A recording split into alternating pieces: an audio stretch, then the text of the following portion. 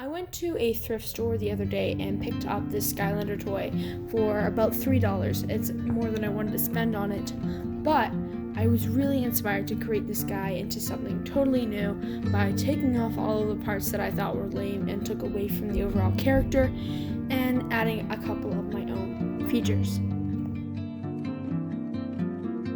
I'm starting off by taking my X-Acto knife and tearing apart the arm and getting rid of that nasty base because we're going to start from scratch.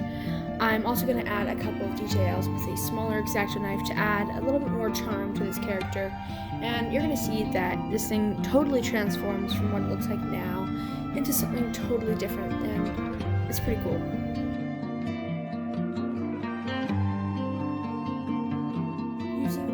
Crappiest clay I could find because I'm working with only really dollar store items right now. I added some of this kind of dollar store clay and added more defining details, and as you can see, it totally transformed, took those horns off, so it totally looked different.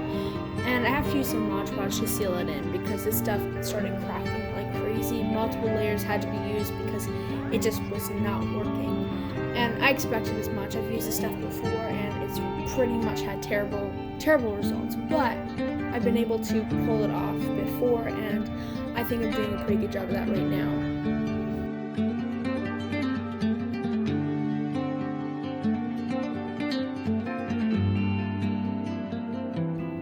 I find that in this particular project, it's really important to get those base layers and those prime layers down so that you can actually paint on this. And it just made everything so much smoother. It's such an easy process.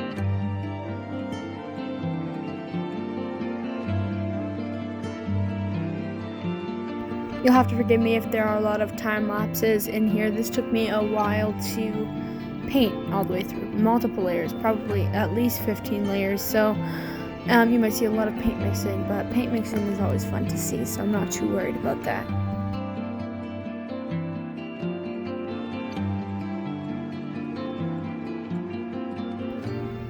I decided to massacre the sponge for the sake of this project so I could get a really nice texture on there, and I really like the effects. You'll have to tell me how it looked in the end.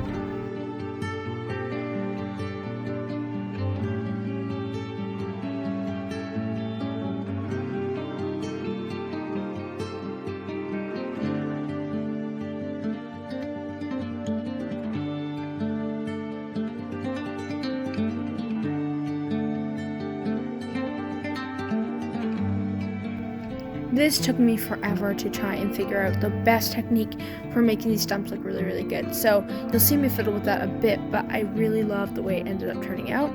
And it was a lot of fun to kind of work through this process too.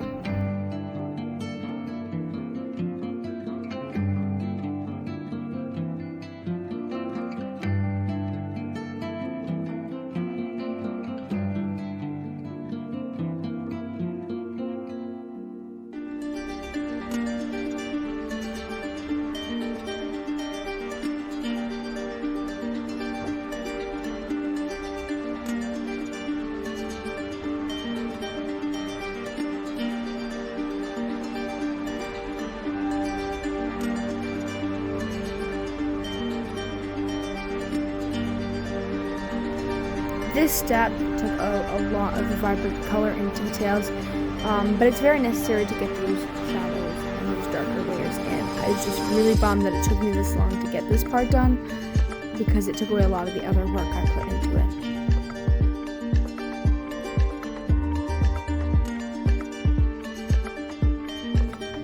it. This is me actually getting these stumps to look good, so I was really proud of myself. It took me forever, but the effect is awesome.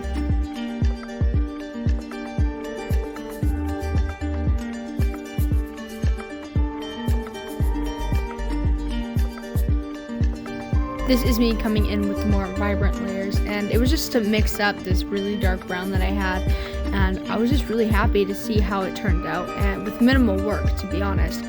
It was just finding the right patterns.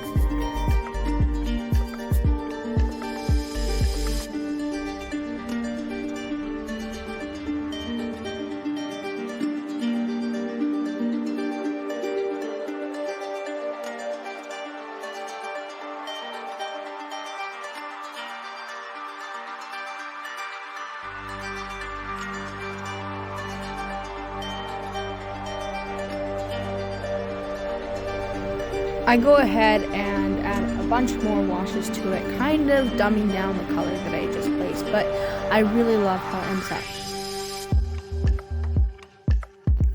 Finally getting those beautiful highlights on there, and it's looking awesome.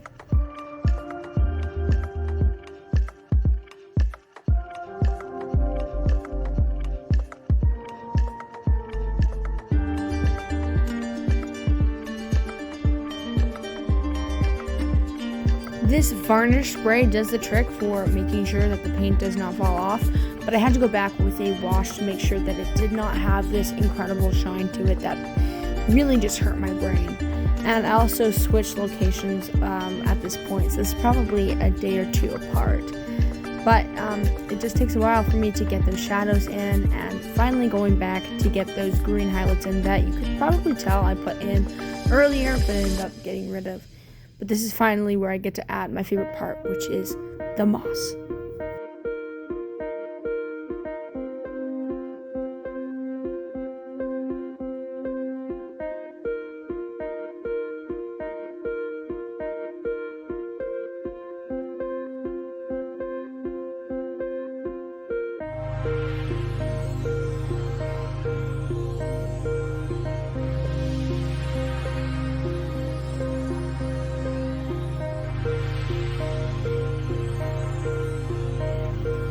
As much as I loved building the tree, I'm just so excited to finally work on the base, because that means that the finish line is not so far away.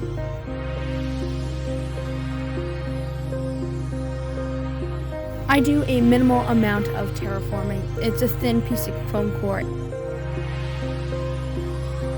And doing a bit of a trick paper mache, but it takes a lot less time to dry.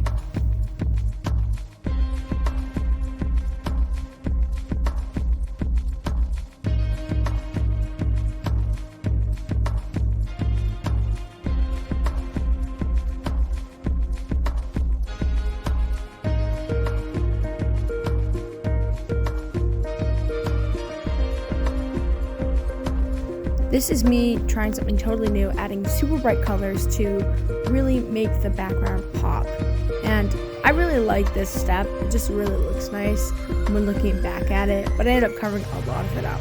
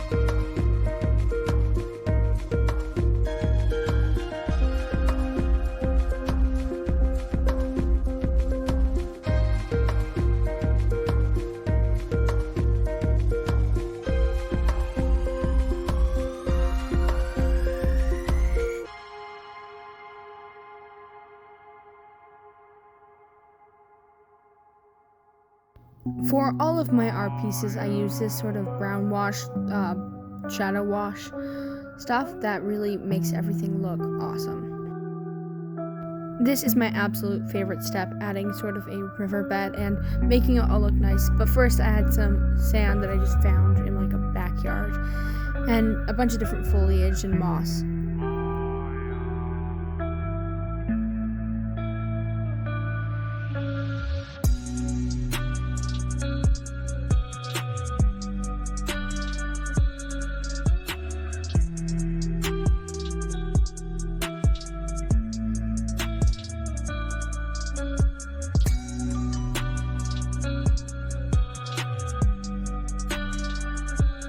I'm just adding a bit of watercolor to my clear Mod Podge to create this waterbed.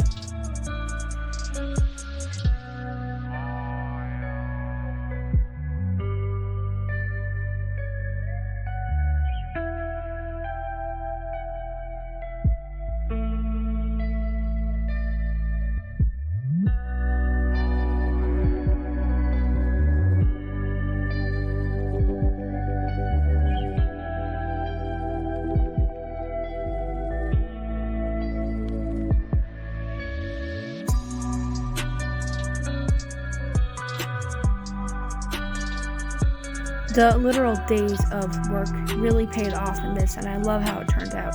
If you like this video, make sure to leave a thumbs up and subscribe if you'd like to.